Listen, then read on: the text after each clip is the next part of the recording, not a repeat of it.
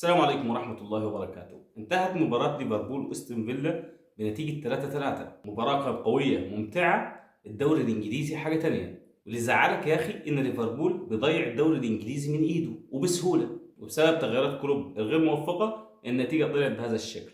واللي بيغلط في الدوري الإنجليزي يستحمل، مفيش مكان للخطأ. فعلا الدوري الإنجليزي دوري صعب، وليفربول أنا حزين عليه إن هو ضيع الدوري من إيده في آخر 10 مباريات. ليفربول دلوقتي بيحتل المركز الثالث، واستون فيلا بيحتل المركز الرابع. واستون فيلا كان عايز يفوز اليوم عشان خاطر يوصل لدوري ابطال اوروبا ويضمن مكانه هناك. وكده المنافسه بقت معروفه على الدوري الانجليزي ما بين الارسنال وما بين مانشستر سيتي. وليفربول خلاص ضمن المركز الثالث، يعني كان بيلعب المباراه دي تحصيل حاصل، عكس استون فيلا اللي كان بيقاتل انه يفوز اليوم عشان خاطر يضمن مقعده في دوري ابطال اوروبا. المباراة كانت ممتعة قوية لآخر دقيقة.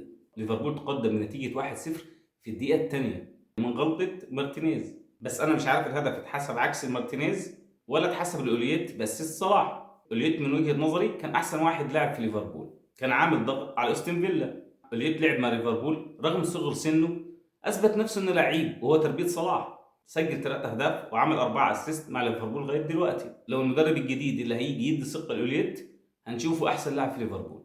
انت تعرف يا صديقي ان ليفربول من سنه 1996 لا يحافظ على نظافه شباكه ب 10 مباريات متتاليه، وده طبعا نتيجه دفاع ليفربول مش كويس، وطبعا المسؤول فان دايك لانه هو قائد الفريق. ويستون فيلا في الدقيقه 12 يسجل هدف التعادل، واللي سجله يوري تيلمينز باسيست حلو من ويتكنز. استون فيلا خدت الثقه بعد الهدف واستحوذ على المباراه، وبيجي لاعب ليفربول هجمه هنا وهجمه هناك. ويستون فيلا بيلعب باستماته عشان يضمن مقعده في دوري ابطال اوروبا، وكان عايز يفوز على ليفربول. ودي اخر مباراه لكلوب خارج الديار، فاضل مباراه واحده لكلوب امام وولفرهامبتون في الانفيلد، وكده كلوب بينهي موسمه بنهايه غير سعيده وغير متوقعه. والله انا حزين على كلوب، بس اللي عجبني في الماتش حاجه واحده، هو جمهور ليفربول كان بيحيي كلوب وبيديله التحيه على اللي عمله مع ليفربول. اي نعم النهايه مش سعيده، لكن جمهور ليفربول وفي وبيحب كلوب. صلاح النهارده ما لعبش حلو، صلاح مش عارف متغير، مش هو صلاح اللي كنا عارفينه قبل الاصابه. يا ترى الاصابه اثرت عليه ولا في حاجه مضايقاه في ليفربول؟ انا حاسس ان صلاح دي اخر ايامه في ليفربول. تغييرات كلوب هي سبب في التعادل. اي نعم دياز لعب حلو، بس انا شايف ان سبب ضياع الدوري بسبب دياز وداروين نيونيز.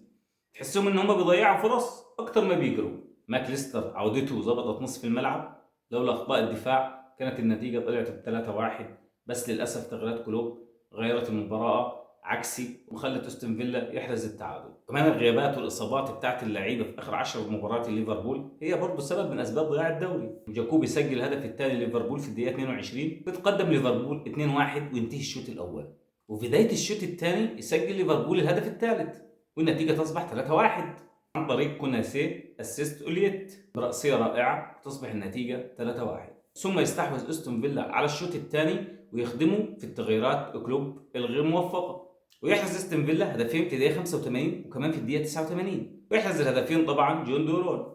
عجبني اللاعب موسى ديالي لاعب استون فيلا، كان عامل ارتباك لخط دفاع ليفربول، لاعب ملهوش حل.